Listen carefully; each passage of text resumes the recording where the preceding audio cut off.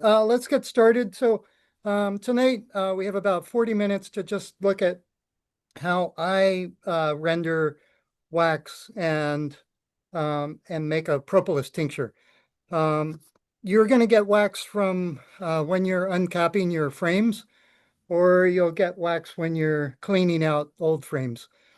And I often get asked, so Mhm. what's the process for cleaning a frame?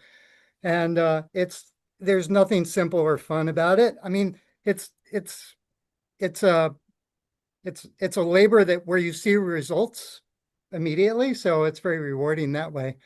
Um, but I'll just basically show you quickly how I do it. Um, so here's a frame, a medium frame that has some nosema on it.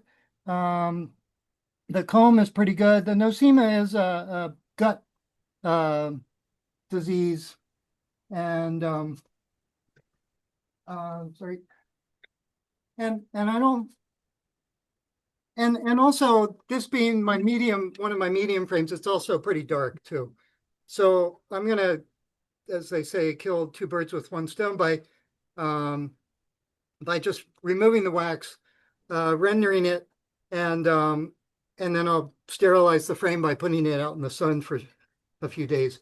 Sun is great to kill nosema.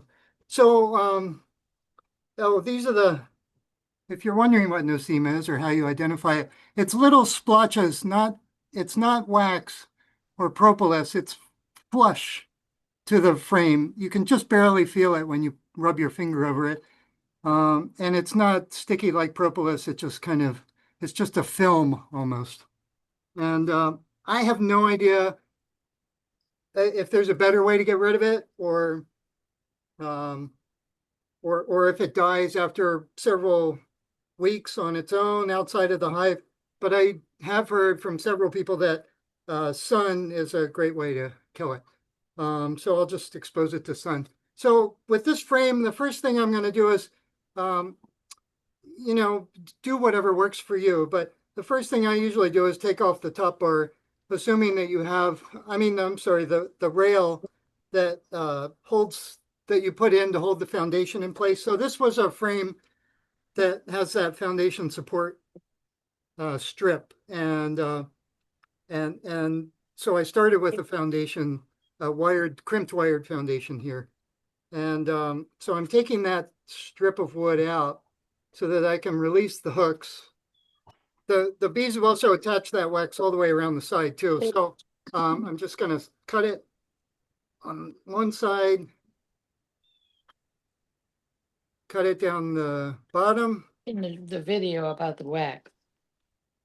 Zoom, zoom. If you could mute yourself, it sounds like somebody's talking to a friend or something. Bye. And then you just push it out. And there you go. And then your frame requires some cleaning. It's a good idea to try and get the wax off all the way around and remove any support pins and such. This wax has support pins, it has that wire in it. So you can either put it in the wax melter, and I'll show you that in a minute, and remove them when the wax is still warm after you've opened it up, or you can just pull them out now. Um, Pretty easy to do on a warm day. So, so that's how I cut the wax out and clean a frame. In a minute, I'm going to rinse my hands. There's a little honey in there. All right. Any questions about that? So the next step is I have a question. oh, sure. Can you can you over clean it? I mean, make it too clean. I was told that you're supposed to leave some of that wax there because the bees needed to build it back up. Is Yeah, that I've is heard that that too. Yeah, I wouldn't get too persnickety about it, but I take it pretty much right down to the wood, but there's always going to be some wax left behind. I wonder about that too, and if Mark or Lauren or anybody else has any input, be happy to hear it. But I usually put the frame in pretty much the way it was when I first put it in. I mean, there's a film of wax all over it, but it's pretty darn clean. And they seem to build on it pretty quickly. Okay, thanks. Having done some cutouts, where I take chunks of comb and put them in frames and put them in a hive, they'll sort of work with anything they're given, I think, just to make use of the space that they have. The other way you're going to have wax to melt is from cappings from doing an extraction, from extracting honey from your frames. And what you end up with is sort of a mixture that looks like this. There's a little more dark wax in here than I'd like, but a lot of it looks pretty good. And you can see that there's still a lot of honey in there as well. So this is what came off of the top of the comb that had honey in it, right? These are what's called the cappings. And it's beautiful honey because, I mean, it's beautiful wax because it's usually very young, first year or honey wax. But as you could see from that last frame that I just cut the wax out of, sometimes I'm using comb that the bees have, that the queen is laid into. That's why it's so dark. So these dark splotches here probably came from comb. It had honey in it, but also before that it had brood in it. So I'm going to rinse again, and then I'll show you the box I used to melt. Here's a good example of a lot of brood comb that came from I don't remember where this came from. Has bees in it. This was probably a hive that that died in the winter, given that it has bees clustered here. But sorry, I forget where this came from. But I brought it out just to show you that there is wax in brood comb, even though by the time they've used it for several years, most of it is really just that sort of paper film that that the developing bee makes when it pupates. So they actually make a little chrysalis, just like a butterfly would, but it's very, very thin. And I think over time, the wax that the first egg was, the wax comb that the first egg was laid in, somehow they recycle it or use it, or it comes off when the bee emerges or what have you, but it becomes less and less wax and more of this kind of papery substance. But, and it's not that they're making, not that the adults are making paper, but it's just something that happens when the larvae pupates. But as papery as it is, there is still wax in there. And there's a little bit here, and I'll explain why that's there. And then you can see that there's some that made it into the bottom of this. So let me explain this box. So this box is all made out of just wood that I captured from somewhere, somebody's trash. And it's just four-sided with a bottom and no top. I painted it black inside.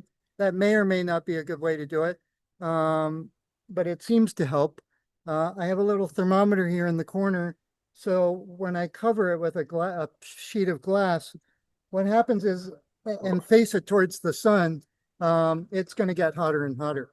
So my setup is that, and I think these proportions are pretty good. This is almost a foot, probably 11 inches up the side here. And the reason why I think it's good is because when you rest your tray in here, it gives you a little room to build up. Whoops, it's caught there.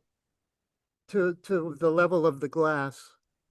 But it also gives you room down below to put that little tray to capture the wax and the honey that's down here.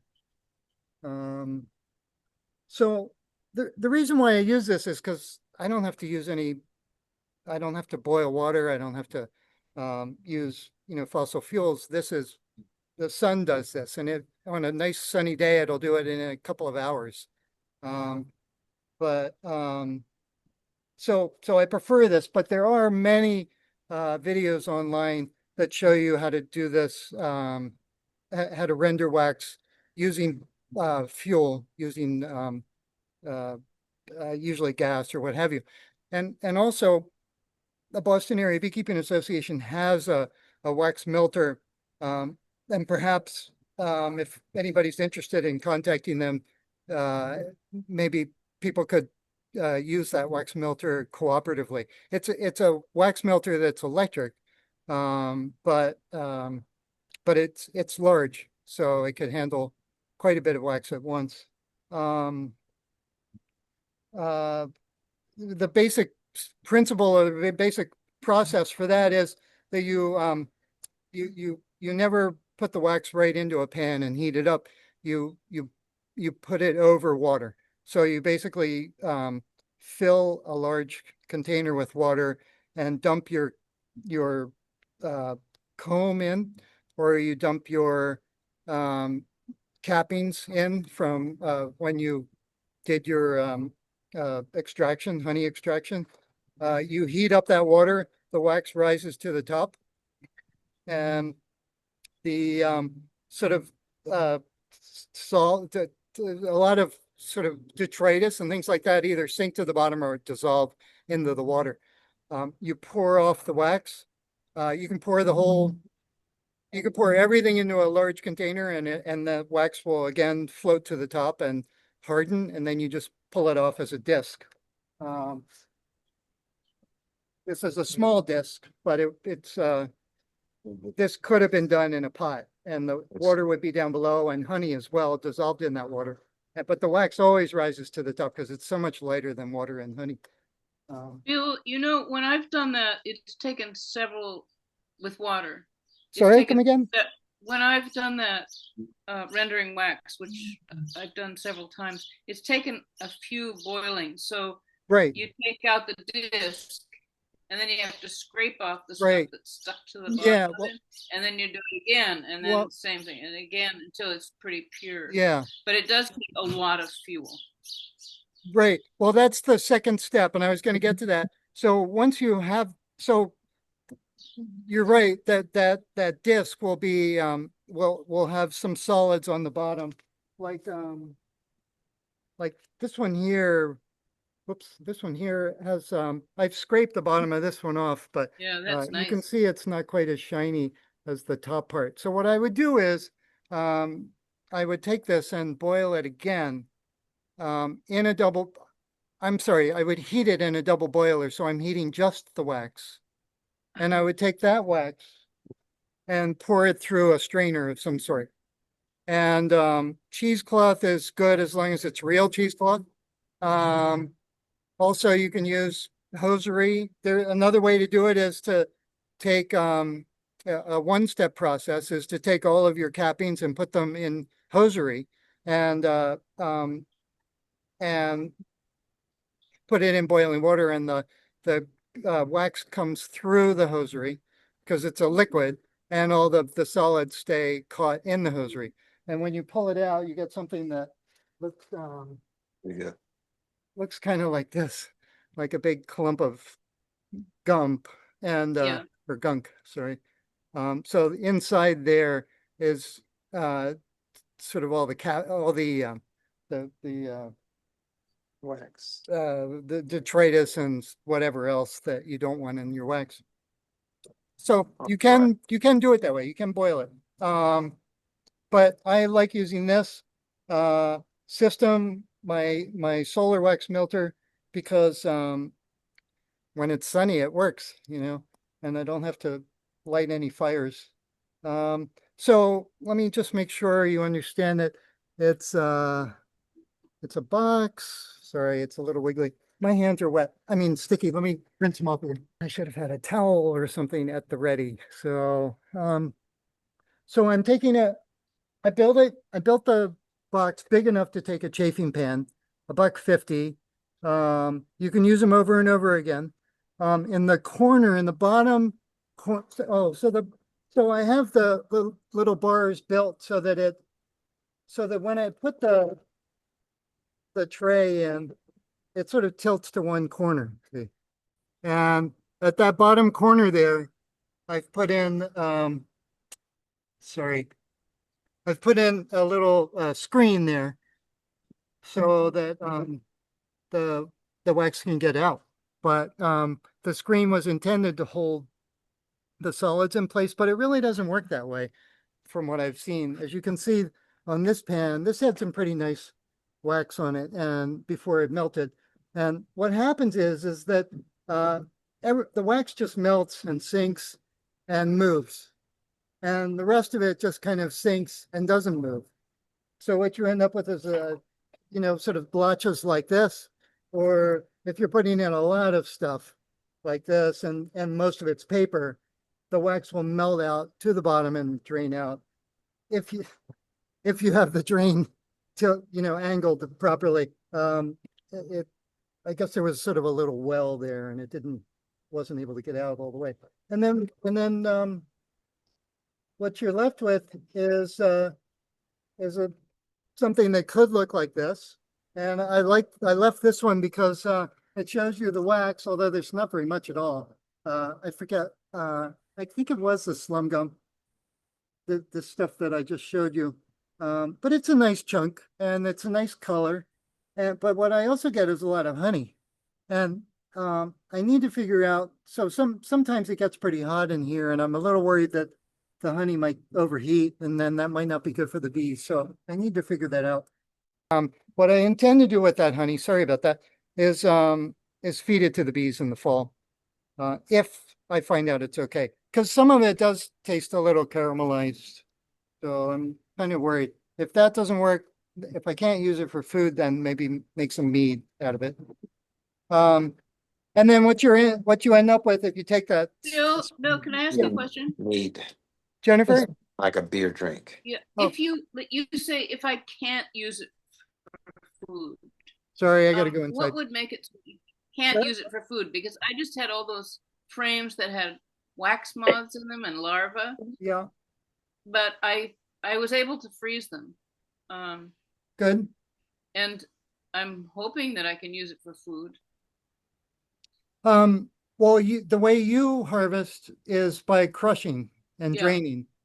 And yeah, that's fine. If you crush and drain, then that honey's fine. But then if you put it in a solar wax melter and it gets pretty hot, if the honey gets pretty hot or too hot, then it might start to caramelize a little bit, and that's what I need to do some research on. So Okay. I should have done that. Thanks. I also should remind you, if you do use a hot water bath, you're not going to get the honey because it's all going to dissolve in the Yeah. water. So, oh, let's go. I'm going to bring the wax in and just talk about it a little bit. What I've noticed is that the angle of you can sort of speed up the process by angling that the drip, but don't do it too much because what happens is that the solids will start to flow with the wax as well. So you'll get something that instead of being sort of light and beautiful like this, well, you'll get something darker and beautiful like this. So this isn't bad, but sorry, I'm dripping on my keyboard, but you can see there's a difference, and some people like nice light candles, but I think if you're making candles, this is perfectly fine. Some people, I mean, I intend to just sort of mix all mine together. One thing that does happen is that you do get impurities. This is from the bottom.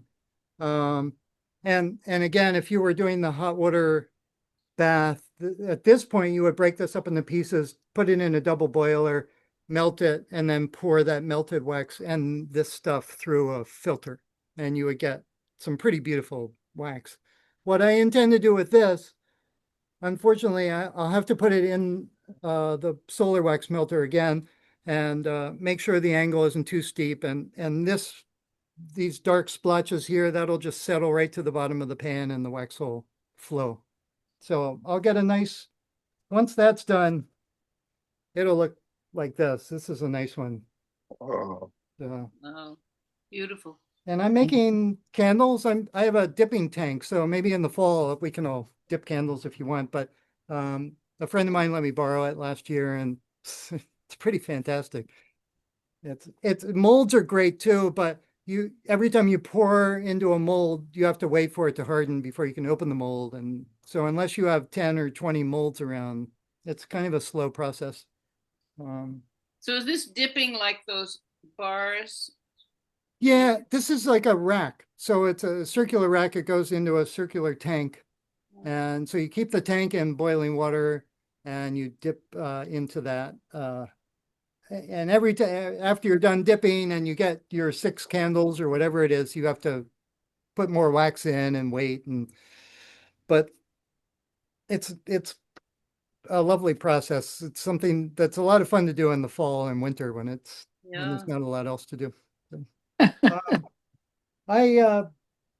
I keep I just shove wax in my pocket whenever I'm cleaning in the beehive. So I think it's a good idea if you have some containers or something, you can label one dark, one lighter. You know, and so that when you throw wax in your melter, you can throw different grades and stuff like that, but it's up to you, or even just keep a bag around. But otherwise you'll end up with little pieces of wax everywhere the way it was around here for several years.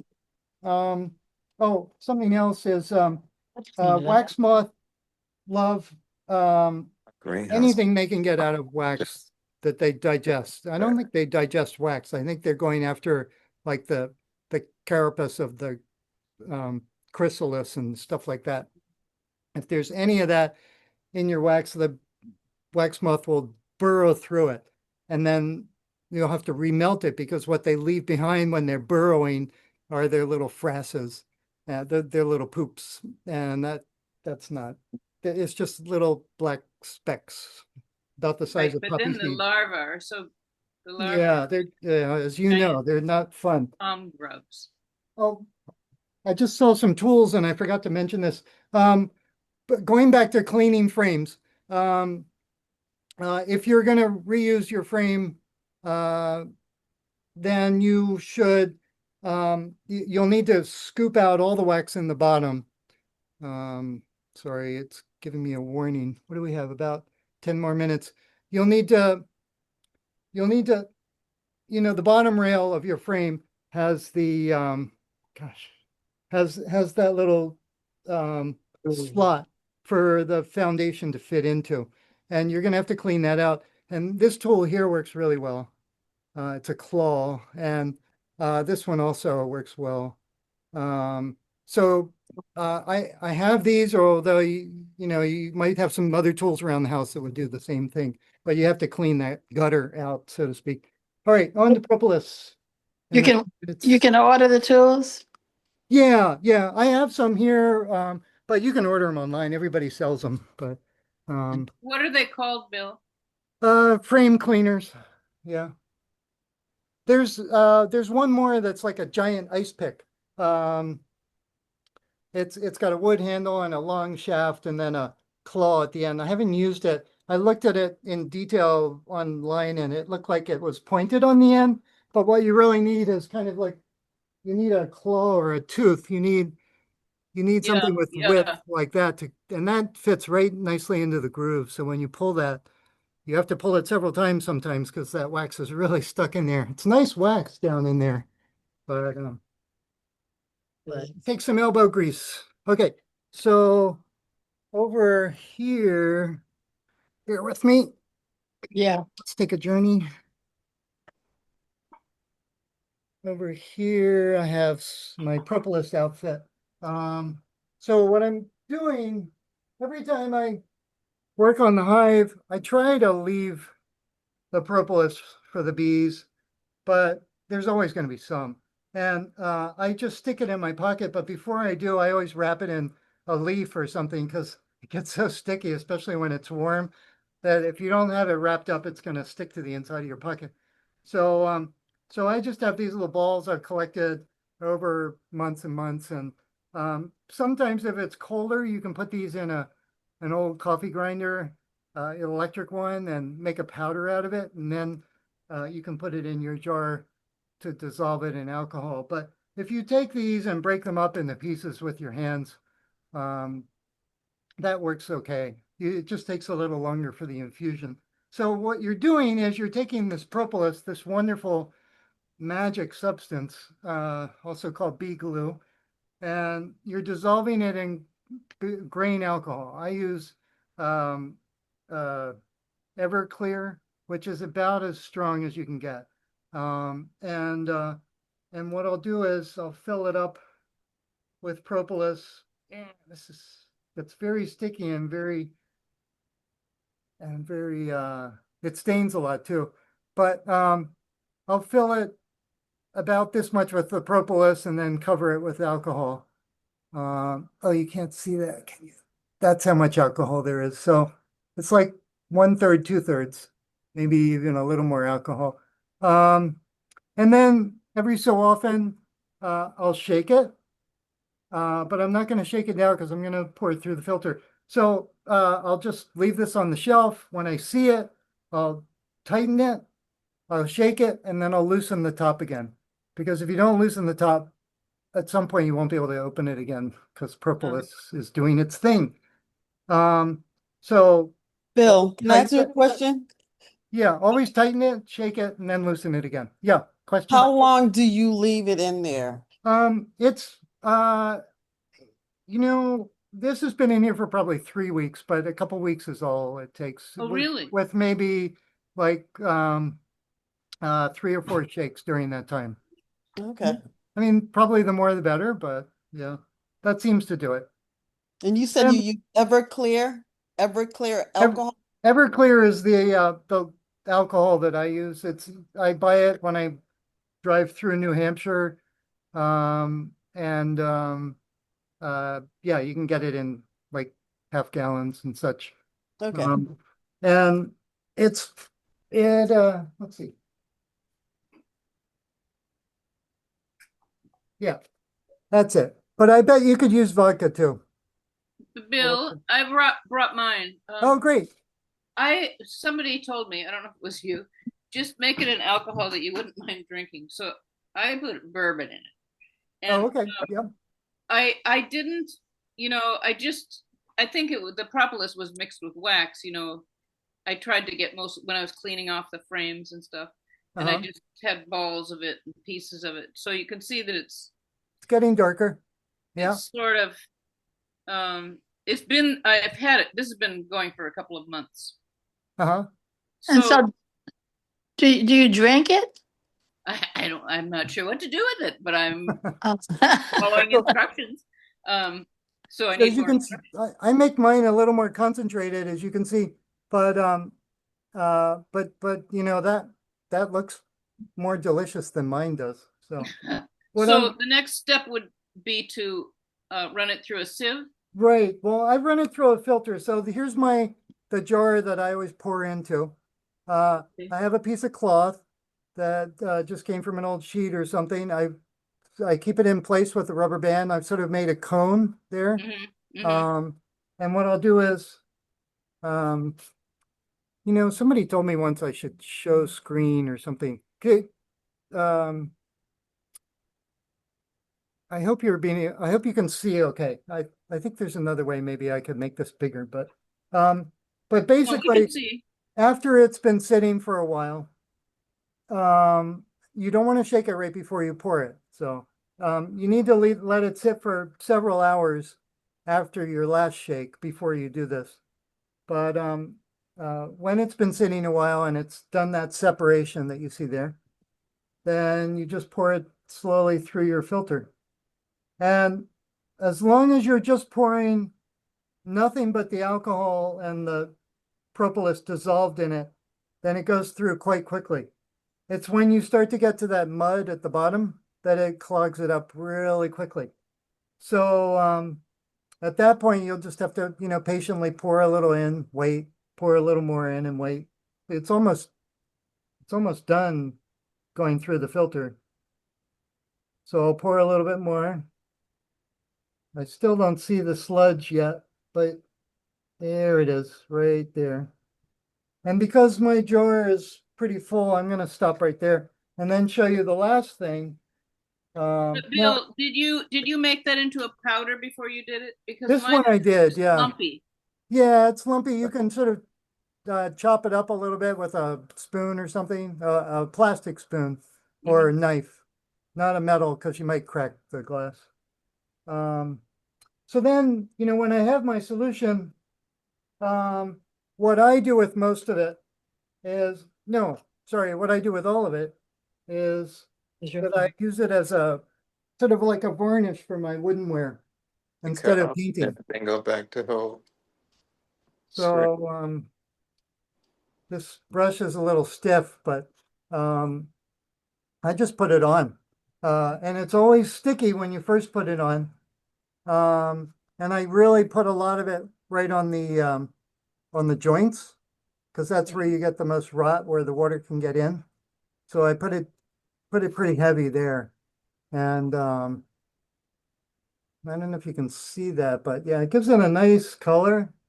And I found the protection is really pretty good.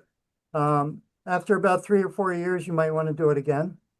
But again, it's sort of like the solar wax melter. You're not having to go out and buy yourself a can of paint. The bees did it for us. So I always thought the bees would start chewing this off, but they don't at all. They aren't distracted by the smell. I So was talking to might, somebody the other day, Bill, and he told me that in his country, they use propolis and they make, like, when he gets sick, um, put it in with a little bit of lemon and honey and they drink it. yeah, I've heard that. I've heard also people spray it. They make a spritz out of it and Yes, spray it on spray, the yeah. back of their throat. Yes, Yes, that's what he it's told me supposed to be too. Yeah. really, yeah, it's supposed to be really good for health. I didn't know anything about putting it on boxes. I thought it was only for. Me too. Well, the reason why I don't try anything else, and this I was telling Sister Angela the other day, it's it around here you don't know kind of what's in it in urban areas, but out in the country I wouldn't hesitate